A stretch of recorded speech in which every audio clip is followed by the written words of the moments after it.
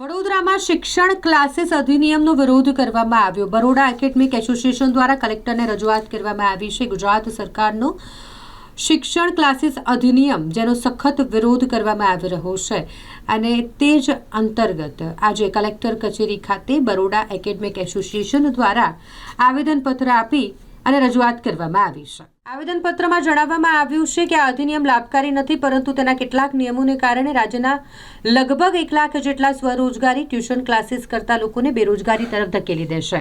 16 વર્ષથી નીચેના બાળકોને ટ્યુશનમાં મૂકવાની મનાઈ, વધુ પડતી દખલગીરી અને નિયમોની જાળ, રજિસ્ટ્રેશનના નિયમોની જટિલતા।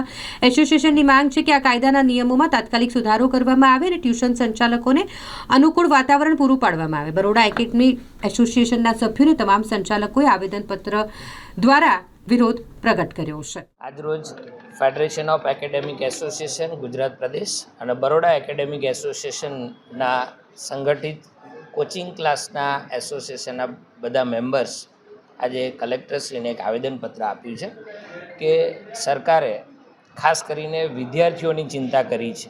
ખરેખર આ માટે અમે સરકારને ખૂબ ખૂબ અભિનંદન પાઠવીએ છીએ કે કોચિંગ ક્લાસનો અમારો વ્યવસાય પણ એ નોંધવા જઈ રહ્યા છે, એને પણ લીગલ ફોર્મેશનમાં અમને લેવા જઈ રહ્યા છે। આનાથી અમને પણ ઘણો બધો ફાયદો થશે, અમારું પણ રજિસ્ટ્રેશન થશે, સાથે સાથે અમને પણ બેન્કિંગ સેક્ટરથી બધામાં અમારી એક અલગ ઓળખ ઊભી થશે। એટલે સૌપ્રથમ તો અમે ગુજરાત સરકાર અને ભારત સરકાર જે છે એને અમે અમારા એસોસિએશન વતી જે છે અભિનંદન પાઠવીએ છીએ।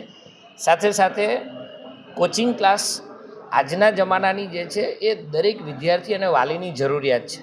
આપ સૌ જાણો છો કે 21મી સદીમાં જ્યારે ડે બાય ડે નવું કંઈ શીખવાનું, નવી સ્કિલ જ્યારે ડેવલપ થતી હોય તો પ્રાઇવેટ કોચિંગ ક્લાસ એમાં પૂરક થાય છે અને પ્રાઇવેટ કોચિંગ ક્લાસ સ્કૂલ, વાલી, વિદ્યાર્થી એ બધાના પૂરક બનીને ખરેખર વિદ્યાર્થીની સ્કિલ શીખવામાં ખૂબ મદદરૂપ થાય છે। જ્યારે આ પ્રકારના કોચિંગ ક્લાસના વ્યવસાયને લગતા નિયમો થઈ રહ્યા છે ત્યારે અમારા સમગ્ર એસોસિએશન વતી માત્ર ગુજરાત સરકારને એટલી જ રજૂઆત છે કે આપ જ્યારે આ નિયમો બનાવી રહ્યા છો તો અમે 30 વર્ષ કરતાં પણ વધુ સમયથી આ વ્યવસાય સાથે સંકળાયેલા છે। આ વ્યવસાયને લગતી ઓળખતી બાબતો જે છે એના અમે જાણકાર છીએ। જો આપની કમિટીમાં અમારામાંથી પણ કોઈ સભ્યને સમાવવામાં આવે તો અમે જ્યારે આ નિયમો અમારા વ્યવસાયને લગતા થઈ રહ્યા છે ત્યારે અમે ચોક્કસપણે એમાં અમારો પણ સૂર આપી શકીએ છીએ। એટલે આજે ગુજરાત સરકારને નમ્ર અરજ કરવા માટે અમે કલેક્ટરશ્રીને આવેદનપત્ર આપ્યું। સુપ્રીમ કોર્ટના ચુકાદાને લઈને ગુજરાત સરકાર દ્વારા ટ્યુશન અધિનિયમ બનાવવામાં આવ્યો છે। જે નિયમમાં કેટલાક નિયમો એવા છે કે જેના કારણે ગુજરાતના લગભગ 1 લાખ જેટલા શિક્ષકો જે હાલમાં આત્મનિર્ભર છે પરંતુ એ ટોટલી બેકાર થઈ જશે। એ લોકોને પોતાનું ઘર ચલાવવું પણ મુશ્કેલી પડશે। જેમ કે પહેલો જ નિયમ એમનો કે 16 વર્ષથી નીચેના બાળકોને ટ્યુશન મોકલવા નહીં। 16 વર્ષથી નીચેના બાળકો ટ્યુશન નથી મોકલવા, પણ આ નિયમમાં કેટલી શક્યતા છે।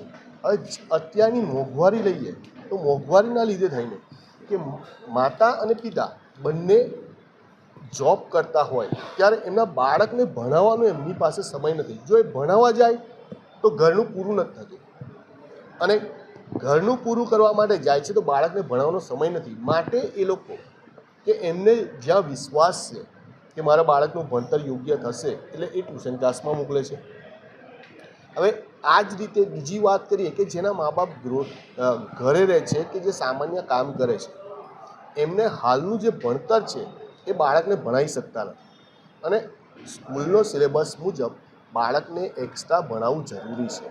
એને હોમવર્કમાં કંઈ ખબર ના પડે કે બીજા કોઈ ટૉપિકમાં ખબર ના પડે તો એના માટે ટ્યુશન ક્લાસ જરૂરી છે। જો એવું નથી થતું તો બાળકોના ભણતરનું શું? એટલે જો આ નિયમ આવે છે તો ગુજરાત સરકાર એવું કહેવાય કે ટોટલી ગુજરાતના બાળકને અભણ સ્વરૂપનું બનાવી દેશે, જેમાંથી બાળકોનું ભણતર એકદમ કથળી જશે। બાળક જો 16 વર્ષ સુધી ટ્યુશન જ નહીં જાય તો 11-12 સુધી પાયો કાચો રહેશે। એના માટે કોમ્પિટિટિવ એક્ઝામ આપવી મુશ્કેલી પડશે। એટલે અમે આજે આવેદનપત્ર આપવામાં આવે છે કલેક્ટરશ્રીને કે તમે આ બાબતે અમારી વાચા સરકાર સુધી રજૂ કરો કે ભાઈ આ નિયમ ખોટો છે, એને હટાવો। બીજું, ગુજરાત ગવર્મેન્ટે રજિસ્ટ્રેશન બાબતે ચોખવટ નથી કરી કેવી રીતે રજિસ્ટ્રેશન કરવું ઇટ્સ ઓકે, અમે તૈયાર છીએ, પણ ચોક્કસ ધારા ધોરણ એના કોઈ ચોક્કસ કરેલા નથી. એવા ઘણા બધા નિયમો છે જે બનાવ્યા છે. અને બીજું કે આ કમિટી, એ લોકોએ જે કમિટી 8 જણની બનાવી છે એમાં એક પણ વ્યક્તિને ટ્યુશન ક્લાસનો વ્યક્તિ લીધેલો નથી. અમારી માંગ એ છે કે ટ્યુશન ક્લાસના 1 કે 2 વ્યક્તિ અમારા મંડળમાંથી લે, જેથી કરીને અમે પ્રોપર નિયમો બનાવતી વખતે એમને ગાઈડલાઈન કરી શકીએ કે કયા નિયમ કેવી રીતે બનાવી શકાય.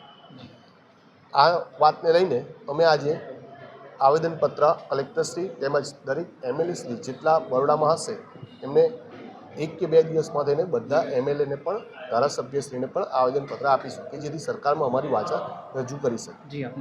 વિપુલ જોશી, પ્રમુખ બરોડા એકેડેમિક એસોસિએશન.